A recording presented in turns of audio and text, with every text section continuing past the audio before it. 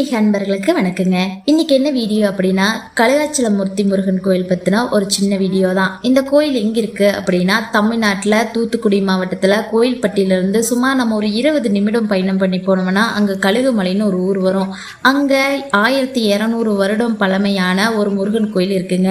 அங்க இருக்கிற முருகனோட பேரு தான் கழுகாச்சலமூர்த்தி முருகன். இந்த ஊருக்கும் இங்க இருக்கிற முருகனுக்கும் இந்த பெயர் வர்றதுக்கு காரணம், ராமாயணத்துல ஜடாயுவோட மூத்த சகோதரன் சம்பாதி என்ற ஒரு கழுகு முனிவர் சூரிய ஒளியால தன்னோட இறகுகள்லாம் கருகி சாபம் பெறாரு. அவர் இந்த தலத்துக்கு முருகப்பெருமான தீவிரமா வழிபட்டு சாப விமோசனமும் அடைகிறாரு.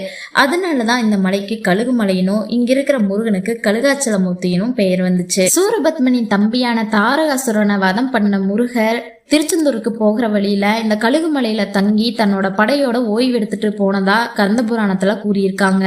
ஆரம்ப கால மூல கோயில் 8ஆம் நூற்றாண்டை சேர்ந்த ஆரம்ப கால பாண்டிய மன்னர்களால மலையை கொடைஞ்சு குடவர கோயிலா உருவாக்கப்பட்டிருக்கு. அதுக்கு பின்னாடி 18ஆம் நூற்றாண்டுல எட்டயபுர சம்ஸ்தான மன்னர்களால இக்கோயில் பெரிய அளவுல விரிவா கட்டப்பட்டிருக்கு. இந்த கோயிலோட முக்கிய சிறப்பம்சம் என்னன்னா, முருகர் மேற்கு நோக்கி அருள்பாலிக்கக்கூடிய ஒரு சில கோயில்ல இந்த கோயில ஒண்ணு. இந்த கோயில ராஜயோக தலன்னு கச்சியப்ப சிவாசாரியார் சொல்றாரு. இந்த கோயிலுக்கு செயற்கையான ராஜகோபுரம் அப்படிங்கிறது ஒன்றும் அமைக்கப்படலை. மலையை குடைஞ்சு உள்ள கருவறை வச்சிருக்கிறதுனால இங்க இருக்கிற முழு மலையுமே இந்த கோயிலுக்கு கோபுரமா இருக்கு.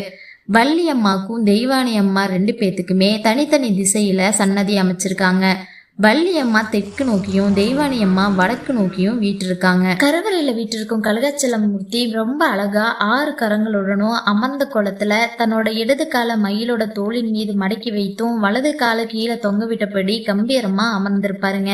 அதே மாதிரி 4 அடி உயரமுள்ள இந்த மூலவர் சிலைய மலையோட மலையா கொடைஞ்சு வந்த பாறையிலேயே தான் ரொம்ப அழகா செதுக்கியிருக்காங்க. அருணகிரிநாதரால திருப்புகழ் பாடப்பட்ட திருத்தலங்கள்ல இந்த கழுகாச்சலமூர்த்தி கோயிலும் ஒண்ணுங்க. இந்த கோயில 2 சிறப்புங்க.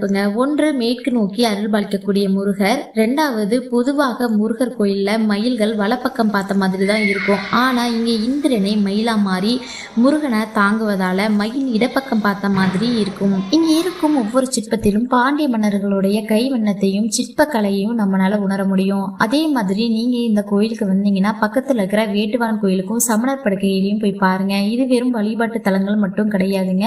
இது தமிழர்களுடைய பாரம்பரியத்தையும் வரலாற்றையும் பேணி பாதுகாக்கக்கூடிய ஒரு இடம்.